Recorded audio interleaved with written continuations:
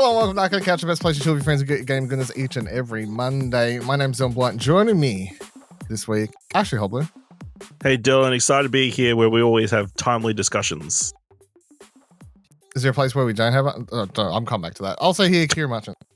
Hello, timely podcaster here. What is the reference? Well, we're talking about best of 2024. Right. Yes, gotcha. Now, and it's here's the February. thing. I didn't want to ask ahead of recording because I kind of want to know.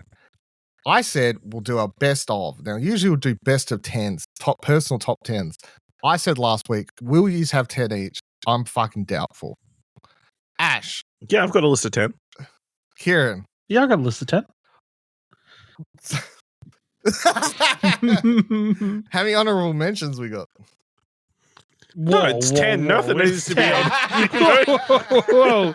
We ain't overachievers here. We ain't overachievers. This is a real one. We don't give out participation medals. Look, you either get top 10 or you ain't on the show.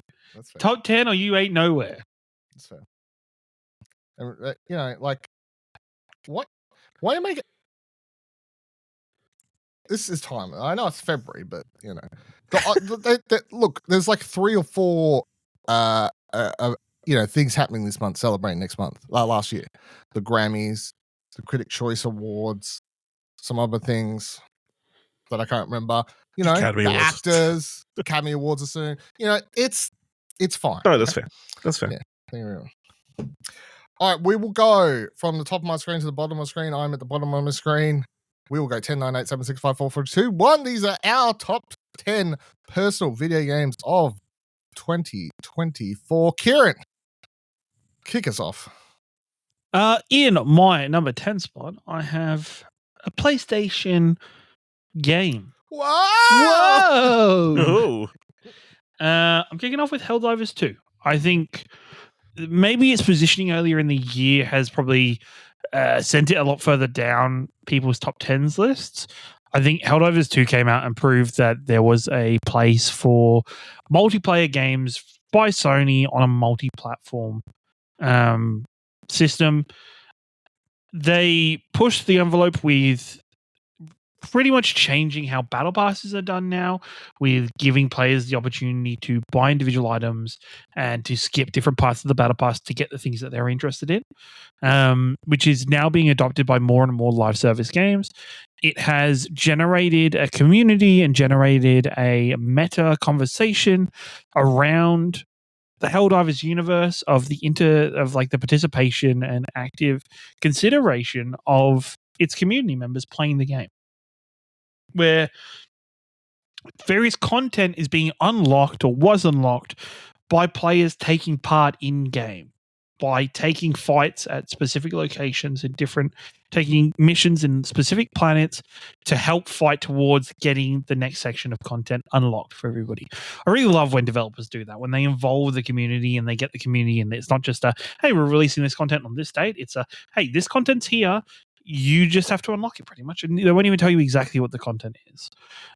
It built up a natural story, an organic story for the players to be involved with, as well as bringing some interesting dynamics and interesting mechanics into the game that very much deserved Helldivers 2 when you look back at it to be remembered and appreciated.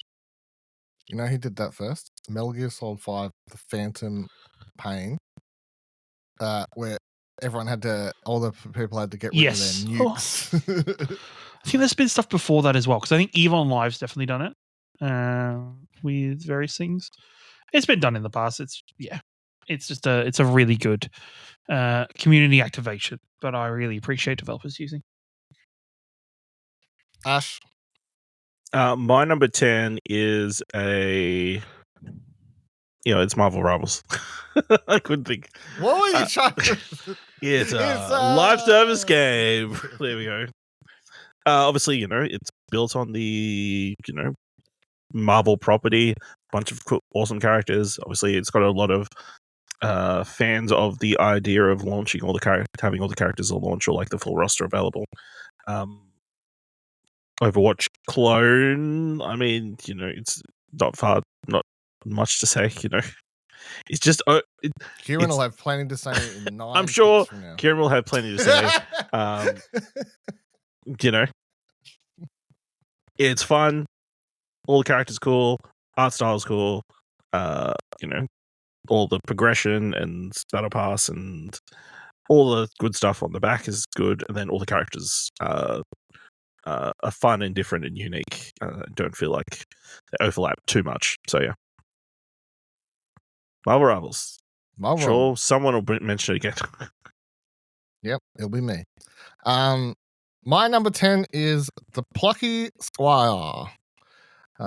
The game from All Possible Futures, Australian team, published by Devolver Digital, in which you play the titular Plucky Squire, and you get kicked out of your own storybook by the evil wizard, and then you does this really unique thing that nothing's really done before, where you're playing a character from a book and you're in a 3D world when you're outside, and you have to do some things on the outside on the kid's desk sometimes, and you jump back into the world and you can switch between pages and you get different things.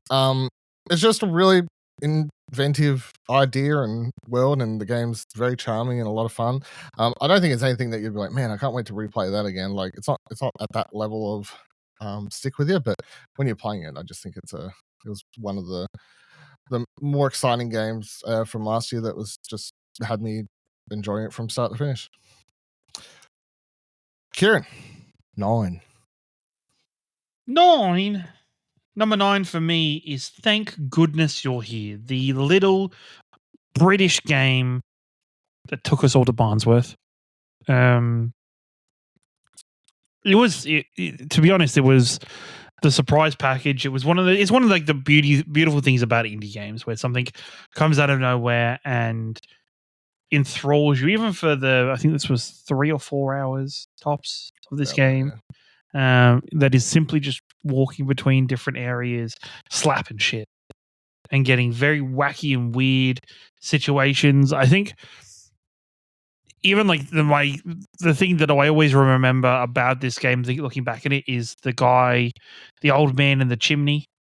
I think the storytelling and the progression of his situation is fucking hilarious every time, and the way they build up to it. The long montage cutscene at the end of him cleaning up, being okay with everything, and as a player, you're about to drop down into this and ruin it all over again, but they hold it out as long as possible before it happens.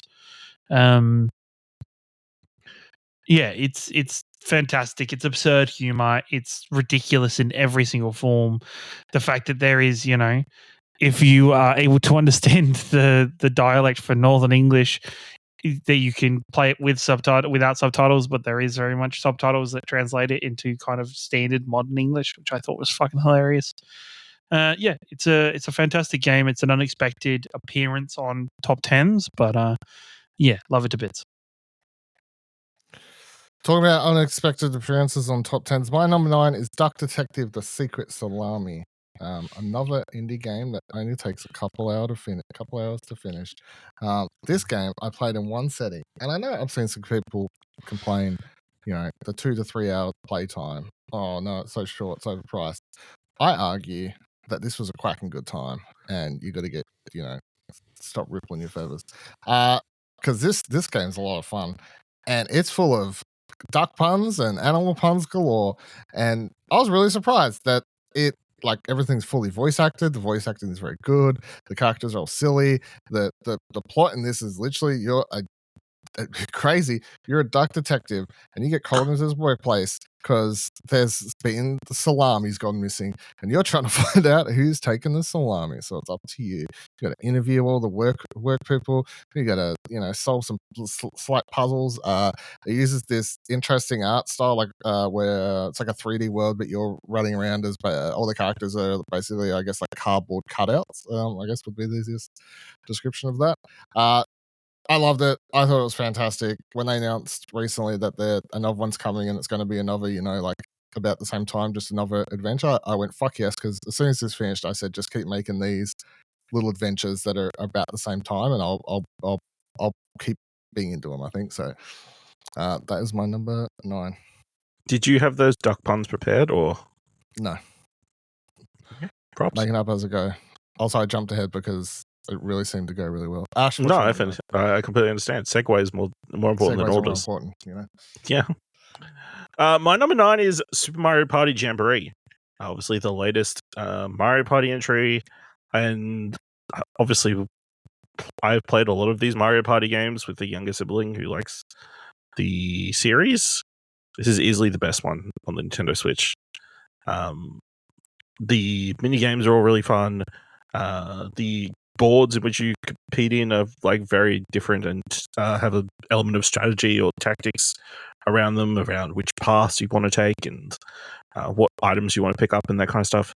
Yeah, it's just the best version of this concept that they've done in a while. Whoa! You know, so you add on top all the different options that you have to like customize the game to how you prefer to play it, whether you're like taking out the randomness of the bonus stars at the end of the match, or like choosing the difficulty of like the challenges and that kind of stuff, or how many basic stuff like rounds and all that kind of stuff. I think is really good to like from accessibility point of view, but also like from like obviously Mario Party games can stretch out pretty long, so like shortening that stuff and like reducing the amount of rage inducement from the bonus stars at the end, that's all very helpful. So yeah, number 9.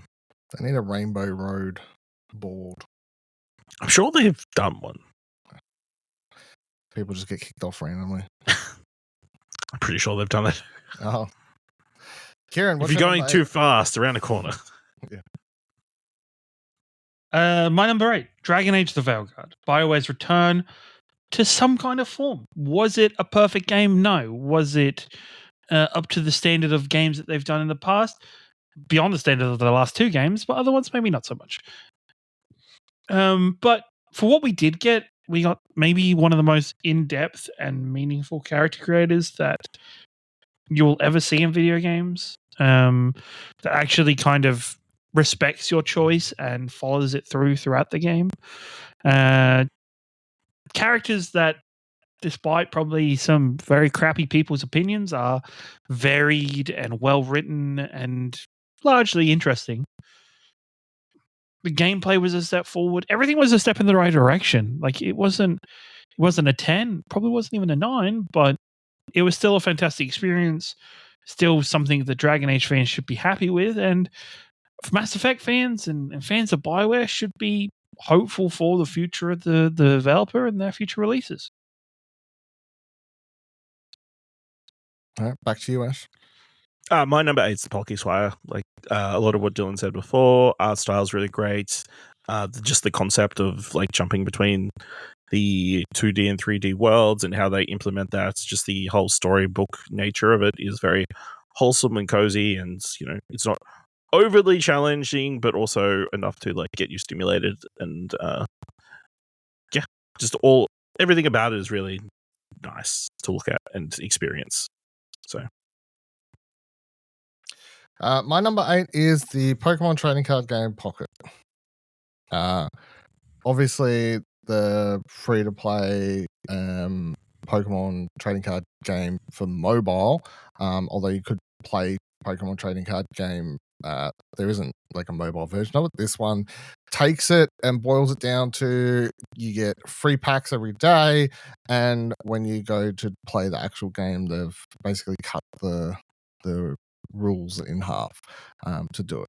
I'm still playing it now. I still play it, like I still open packs every day. I still if I got 5 minutes to kill up and I can't think of what I would, something to do, this has become my I'll just do a battle in this, I guess. Like this has been that mobile game for me since it released. And I know we all have some, and from a lot of people, they'll be like, well, that was Balatro. Like, I should just wait and just whipping out Balatro. I'm sorry, I wasn't. Like, once this, I just would whip out Pokemon, play around with that, and move on. So, so I'm still enjoying it. There's a lot of problems. The fact that they're having to fix things currently where they add trading to the game finally and fucked it up in a game that's called Pokemon Trading Card Game is quite funny. But anyway, they've walked that back, and hopefully the game will continue to keep my attention. That's my number 7 is the Pokemon Trading Card Game. I think they found the right way to capture that feeling of opening packs of cards and just the element of collecting. I think they've done a great job of like constantly having something else new to keep coming back to and keep trying, whether it's different events or like different ways to earn cards. I think the whole system in which you earn like hourglasses so you can speed up the process and all that is super simple. But I don't know, I've probably got 150 something hourglasses saved up because I don't feel the need to like blow them all. I save up enough to do 10 packs.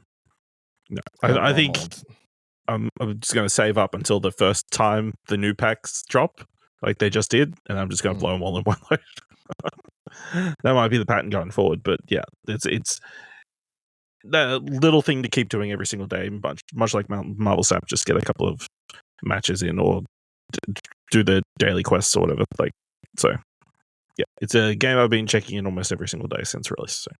I don't remember if I said I completed the second set. Ooh.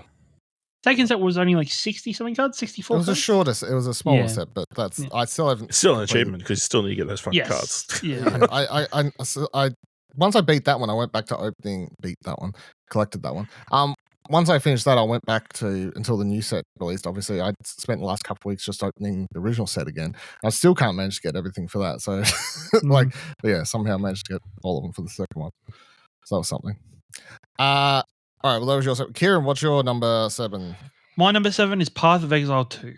Something that I dabbled with at the end of the year and dabbled with, I guess, over the break. So probably a late entry into my top 10. A great action RPG that is still in its early stages of kind of progress and development. Still has plenty to learn. That has an obscene amount of customization, character creation, and a bit like kind of freedom for players to play with. It'll be interesting to see how it turns out and how it continues to grow in terms of its level design, its kind of scaling, and how they're going to kind of buff and patch different abilities and different classes, and to see the different metas that evolve around the game, I think is extremely interesting. It's a lot of fun to play with friends, and it's a great time. We all need to get tips from Elon as well, I think. No, we need to get tips from the people Elon pays to play the game for him. Yep. Considering he was doing a press conference while he was also online playing the game. Oh, right. Mm-hmm. Yeah, you don't know. He might have been playing at the same time. Sorry, press conference. why would somebody have a tab on their own inventory chest called Elon's maps? Like, why would you refer to yourself in the third person like that? You fucking wouldn't, you muppet. Elon seems like the type of person who would refer to himself in the third person. Not in that way.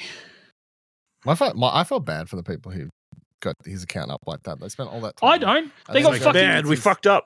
I don't. They got fucking paid to do it. Yeah, true. True.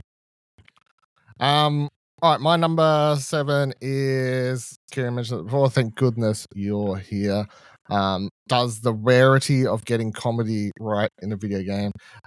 It is, I think that's probably the hardest genre that to translate from anything else to video games is comedy, because you just don't get as much control over the timing and all these other factors. But thank goodness you're here manages to make it work. It is a very absurd game. You have to be open to silly jokes, I think, to enjoy its type of comedy, because it is kind of ridiculous quite often. You're literally there's a jump button, there's a slap button. I mean, that's sort of the game. But you just walk around talking to the characters, all these little mini games you do. But I think the moment I clicked and went, oh, this game is going to be fucking hilarious, is like 2 minutes into it, where the first thing you do is like walk up to a lawnmower and you just get to see this whole mini cutscene with these 2 sunflowers get killed by you. I love you. I love you. I was like, you know what? Funny. I'm down. So good stuff. Ciaran, number 6. Number 6. It goes to Prince of Persia: The Lost Crown. A game that we, at this point in time, won't get a spiritual successor or a successor in any form, as Ubisoft decided to dissolve the team that worked upon it, even though this game's absolutely fantastic. I've had it re-downloaded on my Steam Deck, and I've been playing it on my Steam Deck the last couple of weeks on and off as well, in between that and Yakuza. It is a fantastic Metroidvania experience, beautiful to look at, really straightforward and simple to learn how to play, but then there is lots of room for you to master the different abilities and the different play styles that the prince can get. Actually has a very good and in-depthful story with characters you actually latch onto. I think one of the big things about Prince of Persia in general, across even like, the 2008 game being my favorite, is like it can be very devoid of other characters. It can be very devoid of other NPCs, and for you to see the prince interacting with other people. So to see that in this game with such a tight-knit battalion of legendary fighters that all know each other, that all have a history together, is really, really good and really cool to see. The various boss fights are fun, they're challenging, and there's plenty to explore in the various levels. So yeah, it's very much deserving and deserves to be on a lot more top 10 lists across the gaming landscape. Ash? My number 6 is Helldivers 2. Obviously, the Arrowhead took a game that was top-down and brought it to third person, and kind of was one of the lone live service success stories in a year where live service games just died constantly.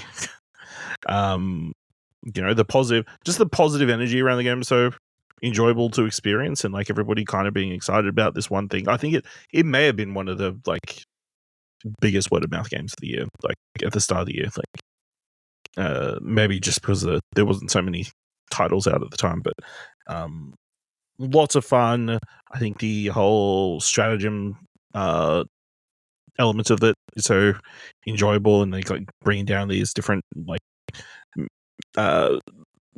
weapon drops or missile drops, or and taking out these giant bugs or monsters or robots. Lots of fun. And just the whole world that they've managed to build, I guess, and keep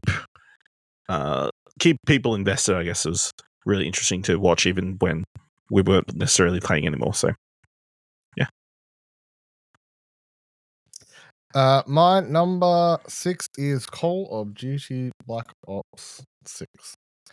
I think it's the best Call of Duty we've had in a long time. I really enjoy the Omni movement system that they had in this one. Between all three of the modes, it works really great to mix along with it. Ciaran, did you find this very fun? No, sorry, minor, like kind of between the questions. I don't know. Recently was talking to a girl on a dating app that all she could converse to me about was Black Ops 6. How'd that come up? Because it was all over her profile.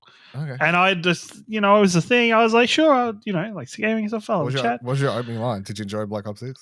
No, she messaged me, and she literally, her opening message was BO6 ?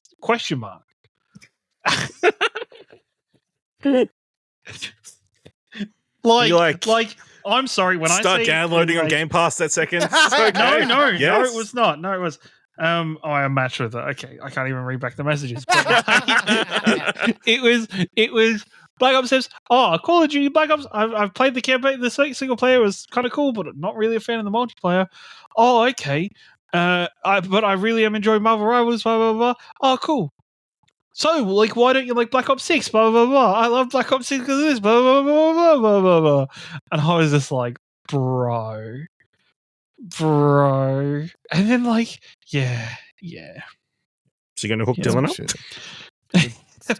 It was only number 5 on his list. I think she only wants number 1 or nothing. She only wants number 1. Number 1 or nothing, okay, bro.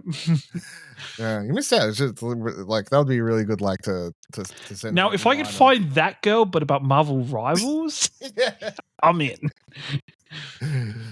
Fuck! I forgot what I was even saying.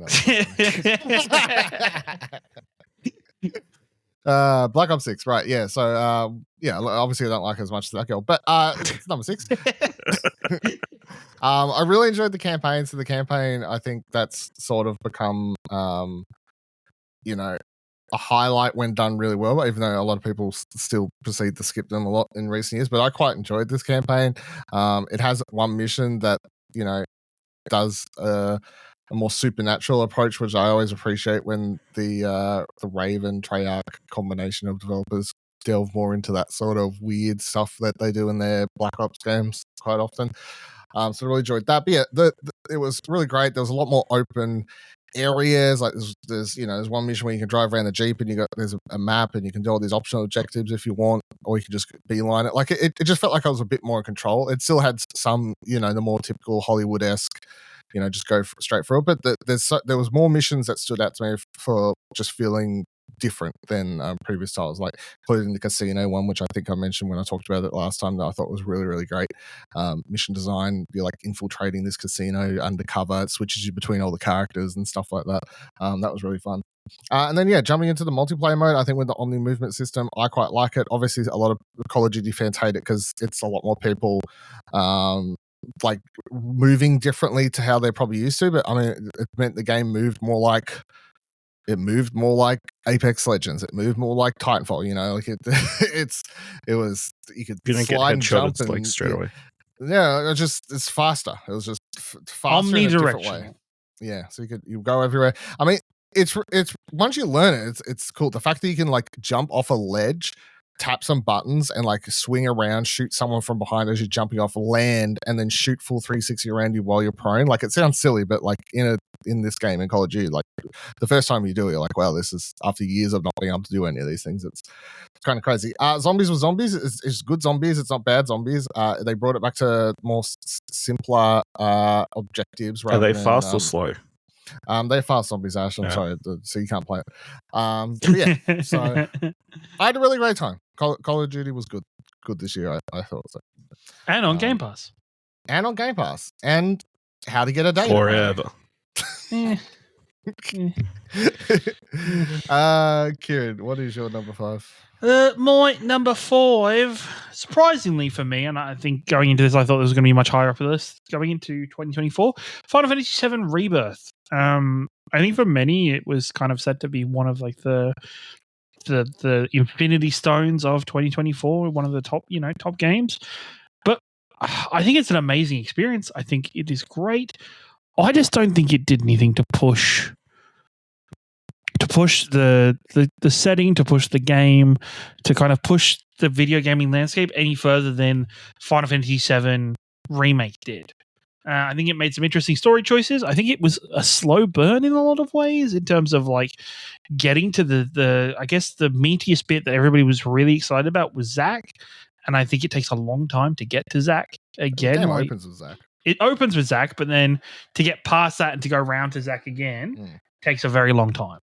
I think it is interesting to see how it comes around, to see the different kind of gameplay aspects and story beats that it adds to the game that is unexpected. But then again, also at the same time, I feel like there's some areas where it just feels like they added an area to prolong the story a little bit more. The same kind of feeling and vibe I got, watching the Hobbit movies, like trying to get more out of less. I can guarantee you're the first person to ever bring up the Hobbit movies and talking about Final Fantasy. Well, it was just like, it feels like there's some sections I'm like, bro, we have spent far too long in this area. This area should have been a fucking couple beats and then gone. But we're still here 20 minutes later. Yeah. Mm-hmm. It's a big game. It is. Ash, what's your number 5? My number 5 is Metaphor ReFantazio. It's probably low on my list because I did not spend enough time with it. I've probably put 6 to 8 hours in. It is definitely something I want to get back to. But yeah, just the evolution of that team and everything they did on Persona 5. Just one of the most stylish games you'll play this year or last year, I guess. Wow, if we had an award for menus, number 1. All time. Great menus. We'll do it next year. We'll do it. We'll do it menus. Top 5 menus. I mean, even top 5 fonts. Like, and they had they'd have the top It 5. could be a year because for they it. got so many Claire, fonts. we got Claire Obscure. It's currently the Yeah. front runner. So Yeah. Interesting concepts, interesting worlds, interesting, obviously, the use of the different abilities and that kind of stuff. Yeah, hopefully I will find time to put 100 hours sometime this year. Eke it out. my number 5 is similar to you. It is Like a Dragon: Infinite Wealth, which I presume in another world would have ended up high on my list, but I just had to be honest in that. In my around 10 hours or similar, I guess 8 to 10 hours, I think it is, which is such a pebble in a pond for this game. I'm well aware. My thoughts were at a lot higher. I had to accept that that's also just my bleed through from playing the one before it. So I've stuck it here right in the middle. I thought, number 5. It's the game I currently just want to keep playing, but I'm not, because I've got to run the website and play other things. Yeah. So Earn money. And go to work and things like that. Yes, Like a Dragon: Infinite Wealth. In another world would have been top 3. I think so, if I played it all, to be honest. Ciaran, move us up to number 4. It is probably the indie game of the year. Balatro. I think Balatro wowed everybody who got involved with it, whether you were kind of on the ground floor with its mobile release, or whether you eventually experienced it getting a Steam Deck, or wherever you found yourself playing it. Balatro does this amazing thing where it shows you that what we understand of the rogue genre is far from the peak and the pinnacle of what it can be. It's not just all about hack and slash. It's not all about just fighting and surviving, dying and starting again. It can be applied to different mediums, whether it is poker cards and the aspects of it, and how interesting it can be to the various ways you can try and get your points and earn money and grow the game and get different decks and play in different ways. It's so simple, so well crafted and well created. I'm excited to see what other weird and wacky roguelike games we get down the track that aren't just your bog standard games that revolve around death. I'd love to see like business simulators or games like Stardew Valley that are more roguelike, where it is, you have more of those elements of restarting each time, but taking in the information. I think if you fuck up the farm when you die, it's probably too close to some people. Well, yeah. Ash, what's your number 4? My number 4 is Dragon Age: The Vanguard. I had a really good time my first Dragon Age experience. I had enjoyed the combat, enjoyed the stories, but I mean, it's the companions that you get to know over the course of the game that is the real highlight. That BioWare is known for. I would feel more positive about the game if not for the news about it this week. So, but yeah, I had a great time. Looking forward to geeking out time to finishing it as well. My number 4 game that was already been mentioned as well, Prince of Persia: The Lost Crown. I thought this game was fantastic. It's a really great mix of that Metroidvania with probably a deeper combat system or different sort of combat system that you'd see in this. We have a lot of heavy, combo blocking, counter attacks and stuff like that. That's not always, as this genre is more hacky slashy, I guess. Then it also has a lot of really great puzzle platforming areas that I think were missed by a lot of players. I mean, the point, there's actually this whole section of this game where it's 100% a buddy game. Like there is all the super hard platform sections are just Celeste bullshit. But you have to play a bunch of the other game, which I don't know if Buddy would like, but that's you're fucking dashing through killer things, grabbing on the shit, freezing time. Like it is absolutely nonsensical. I really like also the over the top. I think I put that in my review at the time as well. Just the anime-esque storyline with character introductions. Like every time a boss shows up, it's like gives them their whole like massive thing with a title card that introduces them and stuff like that. And then the cutscenes that play around the boss fights is super anime as fuck as well. Yeah, I thought it was fantastic. Obviously, everyone decided they hate video games and decide not to play it, and then they've shut down the team. But it's a great game. You can still play it because it sort of ends. And although there was potential for a sequel, honestly, it doesn't really matter. The story wraps up enough. So it's I would still recommend playing it. Ciaran, move us into the top 3. Top 3, probably a lot higher on both of your lists, but Astrobot has found its way into the number 3 spot on mine. Probably the biggest PlayStation release of 2024. A fantastic experience that continues to use its platform to pay homage to the history of PlayStation to its fullest of ability, while also being more than its previous outing as a kind of play-in demo and package-in demo for the PlayStation 5, but continuing that for a full-fledged experience. It was great exploring the different worlds, finding the different character Easter eggs and the different robots or astrobots. It's an enjoyable experience. It looks fantastic. It plays fantastic. There's not enough positive things that could be said about Astrobot and its position in 2024. Ash?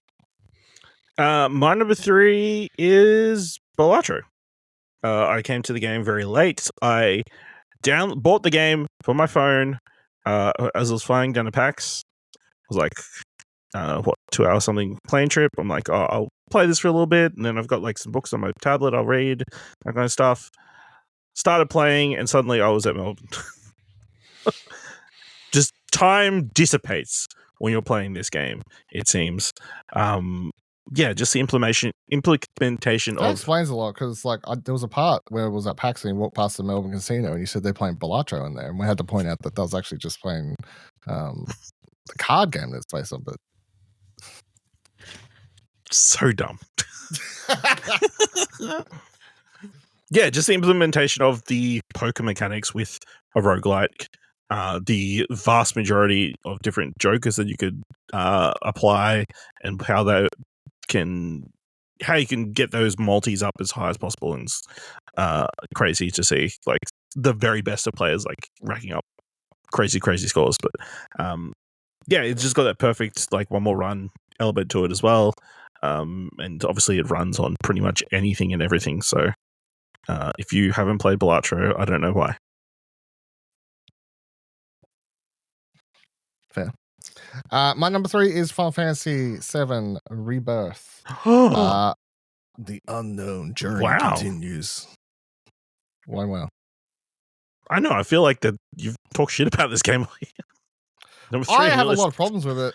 I think maybe they've stuck out more, which is I still to this, like when I sat down to do this and I was trying to pick my own personal top 10, thinking back on it, I'm like, there's so many parts I enjoy about it. My problem is this: Final Fantasy VII, one of my favorite games of all time. Mm-hmm. Now that just means I'm going to be a lot more critical of anything attempting to go again. You know what I mean? Yeah. I feel like that's what comes out. I really, really enjoy this game, and everything it gives me that's nostalgia baiting, that hits me and that works. And that the game is the problem with this game, I think, or this whole project, is that they're like, everyone just wants us to remake Final Fantasy VII in fancy graphics.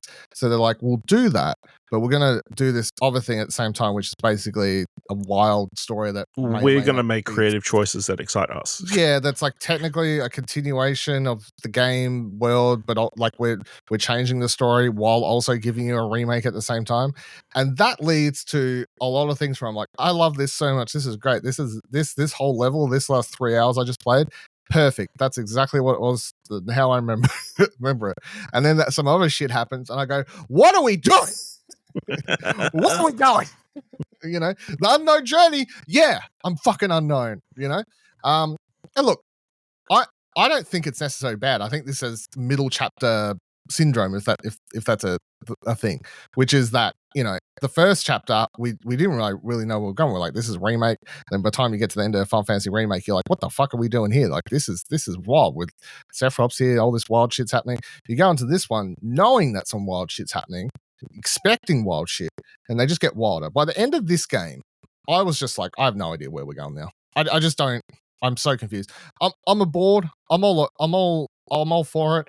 I'm someone who actually enjoys, like, for example, hardcore Final Fantasy VII fans for years and years, ever since it released in 2005, hated Advent Children, that movie. I like Advent Children movie, but that movie done wild shit like this is doing. So I'm down for it. I just think, like, so many parts of this game are just middle chapter, just nonsense where, like, you don't get any payoff to so many story beats because they're all going to come in the future. However, it's still great. It still has this really good combat system. It still gives you way too much game, which is a negative or a plus depending on who you are, I guess. And, you know, like Ciaran was saying before, it's like we're hanging around this area so much. It's because they went, yeah, well, we're going to take, like, this part of the game and we're just going to add about 50 billion side missions that you can do in every fucking area. Go wild if you choose to. You know, I did a little bit here, a little bit there, did what I need to. There are some really hard boss fights in this one, I thought, as well. There was a boss fight that actually kicked my ass towards the end of the game. Old mate Mr. President can go suck a fuck for all I care. But, you know, we get the whole gang together in this one by the end of the game. Got Vincent Valentine and shit. Hell yeah, vampires, let's go, baby. Yeah. Final Fantasy VII Rebirth. What's the last one called? Final Fantasy VII. I don't think it's been confirmed yet. Refantasia? No, it starts with R though, I swear. It does. It would make sense. They were all R's. It was Remake, Rebirth, something else. Ready to rock and roll. Cunts. Ciaran, number 2.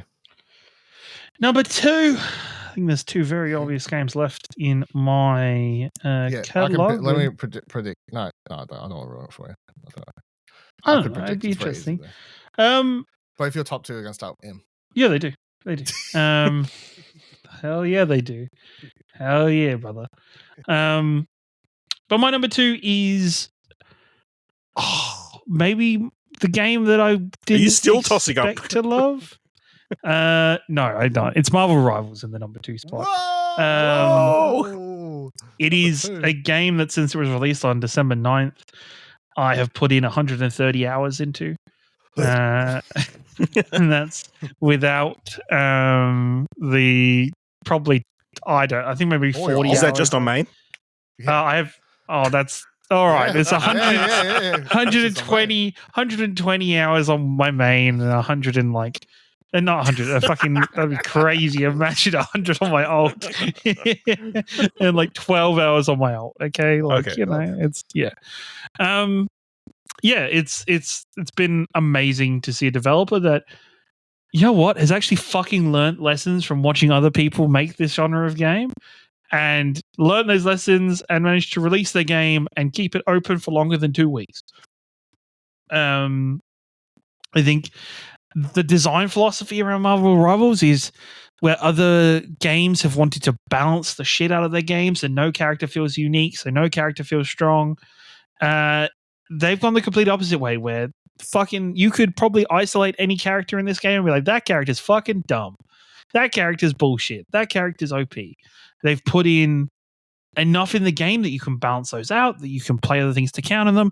In the competitive mode, they've put in hero bans so that you can get rid of the ones you don't want to play against. Yeah, like it's overall it's wild and it is exciting. I'm really excited to see, you know, already like first month into season 1 of the game. I'm excited to see more. The fact that the developers have gone to the effort of putting in fake characters into the code so that data miners aren't really sure if a character is actually going to be released or not. Actual Marvel characters? They're like Marvel characters, no, 100% legit Marvel characters that they've put in the code to bait people to that aren't actually going to be released and brought out into the game. Yeah, it's exciting, and I think NetEase have done a fantastic job. We have a joke amongst my friends that when you close Marvel Rivals, it takes a little while for it to like recognize, for Steam to recognize that Marvel Rivals is closed, because that is China stealing the last of the information it needed out of you. And it's okay. I accept that. In exchange for being able to play Rivals, I will give away my data for free. So you're already doing that. I've already done that to Google. So who the fuck? You know what? Equal rights. Equal rights to my data. Yeah, just doubling down now. So. Ash? My number 2 is Astrobot. Obviously, a beautiful platform. Obviously, it's what the fifth technically title that has featured Astrobot, if you include the original Playroom. Yeah, I think it's 5 VR things. Yeah. So yeah, getting his first proper console mainline game, and being this beautiful love letter to PlayStation in its 30th anniversary, but also being a fantastic platformer in its own right. The satisfaction that I got from completing, satisfaction / relief that I got from completing one of those shape levels, is like nothing else I've experienced this year in anything. It's just I still haven't gone back and beat that one that I lost the progress or is how angry I was. Yeah. Remember how I told that story? I lost the square one and I still You still haven't got the plat in No, because I lost that fucking progress and I was so angry. You just yeah, just it's such a joy-filled game. And just the way it implements so many. Well, yeah. Right, for the most part, it's a joy-filled game. Yeah. If you're good. So, and obviously they've added new content. I haven't gone back, and I assume we're going to get a big DLC drop sooner or later. So, yeah, Astrobot, it's fantastic. Music's great. Visuals hits on every level. Yeah. All right, my number 2. What is it? Have a guess. Have a swig of the guess bottle. Is it Never? No. Is it Astro? No. My number 2. Is it Banishes? No. Wild. My number 2 is Indiana Jones and the Great Circle. Wow! I kept moving. When I did my list, it was lower, and then I kept moving up and going, you know what? No, I like it more than that. I'm moving up, and then got right up here. And I think looking back on it, playing through it, it definitely was some of the most just video game ass fun I've had all year with the, what we didn't have a big action adventure title, I think, at all really this year that I could think about. And this just hit the nail perfect on the head for all the things. It's a game where you can run around and you can just enjoy the story, which is the best Indiana Jones story we've had since fucking the late 90s, whenever the early 2000s, whenever the hell Last Crusade came out. Best Indiana Jones stories was had that. You got this fantastic performances. Somehow Troy Baker becomes, I could not pick anything to pull him up on in his performance. It's really good. The new characters are great. The bad guy's great. He's just an evil Nazi. What more do you want? You got this globe-trotting adventure. I think it's like 4 different countries you go to, spanning probably every continent. The music's phenomenal. It's everything that you want. It's Indiana Jones music and then new Indiana Jones music that sounds like it's been made by John Williams. And you just get to roam around and you just punch people in the face with stuff. It's great. I love it. You can try and stealth through this game. The game's pretty open for you to be stealthy, but that's pretty boring. You know what's fun? Picking up everything you can find, just hitting people in the face with them. I never got bored of that shit at all. Because unlike other video games where you can walk up behind people and stealth kill them, this game doesn't have that. You can't just crouch behind someone and stealth take them out. What you can do is grab a spade or a shovel and just go fucking knock them out. And somehow the other enemies don't hear it. I don't care. Video game logic is fun sometimes. Good stuff. The puzzles are puzzles are fine. They're just enough to make you think, but never super complicated enough to slow down the whole adventure. And a lot of the side stuff I found myself doing as well. Like you basically get in these biomes where you can run around and do what would be considered side quests without them ever really making them feel like that. And a lot of the side quest stuff's really great too, to the point that I would do a lot of the side stuff and then I would be like, man, I can't imagine people playing this game without seeing this part of the story. Like it all seems so relevant to the main quest in the game that I really kept forgetting I was even doing a side mission or going off my own little tangential mission somewhere. I think I really, it's hard to tell because it came out at such a weird time. I have no idea how people really felt about this game and how many people did and didn't play it, especially because it's on Game Pass and it makes it so hard to tell. But I thought it was great. I feel like maybe it would have got talked about more if it came out earlier in the year, not right before fucking Christmas. But Yeah, when it was actually up for contention. Yeah, yeah, but good shit. Would recommend highly, obviously. Number 2 on my list. So that's my big surprise haymaker on this list. All right, Ciaran, number 1 for you for 2024. Number 1 for me for 2024 is, of course, Metaphor ReFantasio. Look, the team that was already juggernauts in the Persona series, to let Atlas turn around, and as I said in a kind of our list, was just said, fuck it, let them cook with the fantasy genre. And then for them to not only fucking smash a totally original created fantasy world, to smash developing their combat even more, to smash using absurdist artwork for the different enemies, the idea of humans being the bad guys or being these monstrous creatures that you're fighting, that not only like it's great that I think so many like developers these days clearly do not so much do not give a fuck, but do not learn from their mistakes and learn from their past and improve on it. They continue down the same thing, doing the same decisions because they feel like their understanding and their ideas behind the game is more important than their players' feedback and what the players are asking of them. Metaphor is continuing to show you everything they've learned doing Persona, everything they learned from between Persona 5 and Persona 5 Royal, and implemented those even more to be a player-friendly experience, something that was completely separate to Persona that so many people who have never got to experience their style of JRPG before can jump in without having to feel like, even though you don't have to with a Persona, it can be a bit daunting to come into Persona 5. I think it was such a fantastic and wonderful experience. The characters are absolutely amazing.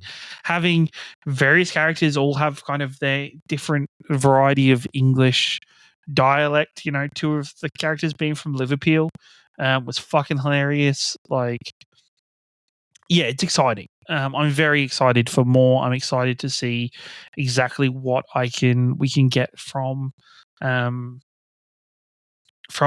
team and from Atlas going forward. And it was a fantastic experience to be released in 2024. And I think it was the perfect year for it to be released.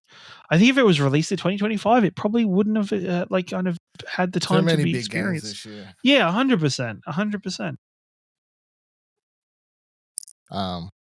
Yeah, that's in my pile of shame. Yeah. Ash, what is your number 1? Probably not a surprise. My number 1, Like a Dragon, Infinite Wealth. Just a fantastic, beautiful, massive game. Works as both a sequel to Like a Dragon, but then also works as this final coda to the Kazuma Kiryu story, if they choose to bring it to an end. Just it's going for so much, and it all kind of comes together really well. And then it's just tonally fantastic. It's totally over everywhere, or all over the place, but not in a bad way. Like, it can be super emotional and like super serious. Everywhere, all at once. It is a video game, pretty much. But then it can have the most ridiculous thing of people fighting fucking homeless people, or fucking, I don't know, grown men dressed up as babies, all sorts of crazy stuff like that throughout the game. Yeah, really enjoyable. Loved the story, loved all the relationships. Yeah, I'm so glad one of the few games that I got around to finishing this year, but I'm so glad that I did, mostly because I was reviewing the game, so I felt obligated. But it's also the runtime or length of like 100 other games, so yeah, you're getting keen for Pirate Adventures. Give us Majima. My side story quickly for my very predictable number 1. When I was playing Like a Dragon, and like old mate Ichiban's like 40, right? Or something like that, I think, when you're playing that. And then when I get towards the end of the game where Goro shows up, and I'm like, I recognize this cunt. How old is he? And I Google it, and I'm like, my dude doesn't look a day over fucking 30. Well, this is the thing. It's the meme behind Yakuza is that like their protagonists for like most of the games are even well, I'm playing in Yakuza 0. They are fucking old. Like they are still old in that game, even though they're both treated as younger members of their various crime family, like Yakuza families. They're both treated like they're both fucking old still. Middle-aged. Yeah. Yes. Yeah, definitely. Because it's so funny. Like, you know, you start playing Like a Dragon. I'm like, okay, this is set in like 2020 or whatever it was. I'm like, aren't the early Yakuza games set in like the fucking 1950s or some shit? Like, I'm like trying to piece it together in my head. Like, how does well, it's like so even I say old, but like when Yakuza 0 is about the like Kiryu and Goro being like up and coming and kind of cutting their teeth and Like a Dragon. Yeah, and being like up and coming and cutting their teeth. And then it's like for anybody, for like a Western game or any other game, those characters would be like 18, like really early 20s at most. These two are like late 20s, early 30s. Yep. Which is not old. No, but it is for this story, yes. You know? Yeah. We know you're for coming Japanese into your 40s. Games, they're old. You're literally this age. I know. I'm okay. And you're fucking older than both of us. And you're fucking years older than us. Looking back at, you know, when you look back at things in the past and realize how problematic they were, the problematic nature of fucking RTX 2017, of all of us young kiddlywids hanging around with fucking Ashley Hobley. Hello, fellow kids. He turned up with his skateboard in the comic book store. He was your age then. He was my age. It's all right. We'll be there. We'll get there. Me and you, we should attend a fucking convention and go. Well, I will. I'll continue. I'll continue to go to conventions, but yeah, we'll continue. But we'll go. We'll go find a new group of kids to start podcasting. Hi, kids. Yeet. That's skibbity to me. Yeah, skibbity. Yeah. All right. My number one is predictably Astrobot. I don't want to understate. Like, it is by far the best video game released last year. However, it is the most boring number one pick, even. But still had to do it because it's the honest pick. I'll say this: everything everyone users said and everything everyone else has said about this game. Of course, it is the Game of the Year winner at the Game Awards. My only thing thinking back was when I published my review before the game came out, and we now know that everyone else loved it, and I gave it the 10 out of 10, big old 100% score. At the time, I was like, am I just up PlayStation's ass? You know, like I was doubting myself. I was doing that thing, you know, set the review score, and then wake up the next morning once reviews are dropped and I straight away pull out my phone so I can see if everyone else is liking it or not. Because I was like, am I just that far PlayStation pilled? You know? But no. Yeah, well, Dylan, I'm glad you have those thoughts. I'm really glad you have those thoughts and those that and yet I still gave it the score. Well, thanks. So, no, it is like if you own a PlayStation 5 and you don't play this game, I just don't think you're doing the PlayStation 5 right. You know, that's the level we're at here. And I think the other thing I'd say for it is everyone, like, you know, the game isn't good because of its references and its character cameos and stuff. The game is good because it just simply has like this really great level design and worlds of its own that you find these people in. The worlds and levels are fantastic on their own. It's got its own villains and weird creatures and all those sorts of things. And I would say actually the worst parts of the game are, if I had to pick, the costumes levels, like, you know, the Ape Escape level, the God of War level, and all that sort of stuff. If I was to say, like, so the game isn't good because of that stuff. And I did see something recently where someone was saying, like, was trying to set up this narrative that the game and people only love it because of a nostalgia factor. I don't think that's not at all true. The game has this fantastic world of its own. It's beautiful. It's wonderful. You know, when you get to that level and that tree pops out and it starts singing its little song, and then you spray up the water gun and you get sucked into that, and then you do the rest of the level where you're like climbing up the side of the tree.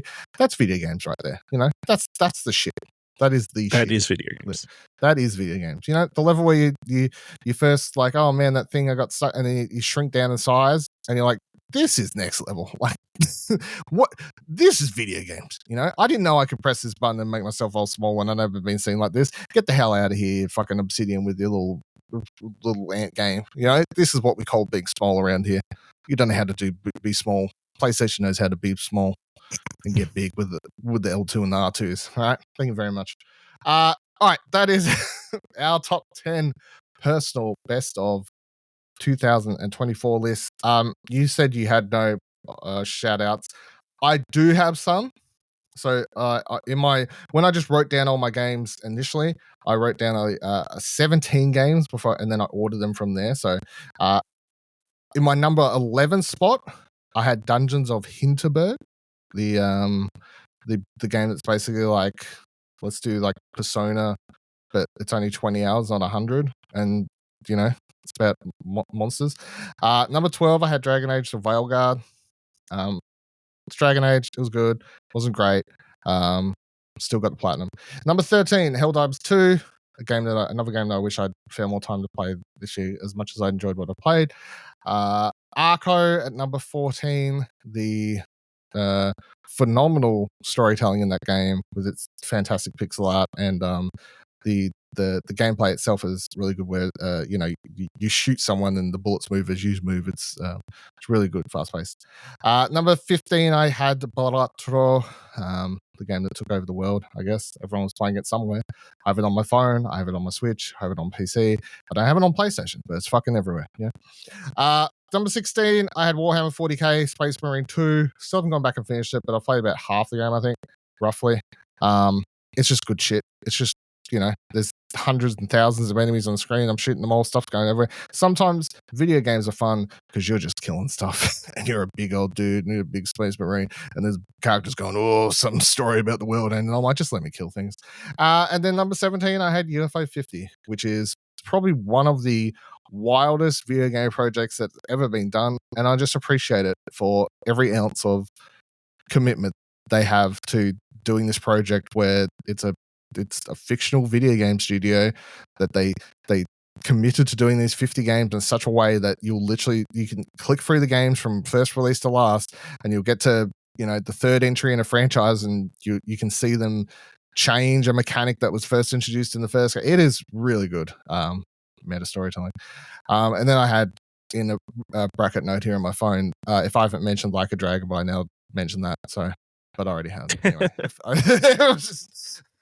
if I was picking my number one game that didn't release in 2024, I think that's obvious what that would be. So, all right.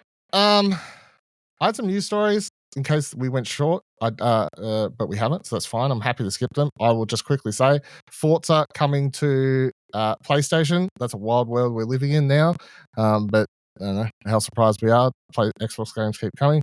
If I'll play it, obviously I played a lot on Xbox, but yeah, fantastic game.